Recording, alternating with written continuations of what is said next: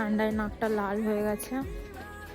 পাদামচেনে এসে আশপাশটা একটু ঘুরতে বেরিয়েছি, সেইগুলোতেই তোমাদেরকে একটু আশেপাশের ভিডিওটা করে দেখাচ্ছি। এখানটায় আমরা ছিলাম, সন্ধে তো প্রায় হয়। এই হচ্ছে পুরো এরিয়াটার ভিউ। এখানে অনেক ছোট ছোট কটেজ ছিল। এই কটেজটাতে শুধু আমরাই ছিলাম, আর বাকিগুলোতে অন্য অনেক ফ্যামিলি এসেছিল, যদিও সবাই বাঙালি। এই দিকটা দেখো, এখানে বেশ বসার সুন্দর করে জায়গা করা আছে। আবার ওই দিকটাতে দোলনাও আছে। বাচ্চাগুলো যারা এসেছে না, বাকি ফ্যামিলির বাচ্চাগুলো খুব দোল খাচ্ছিল একটু আগে। ঠান্ডা পড়তে এখন বোধহয় অন্যদিকে ঘুরতে বেরিয়েছে।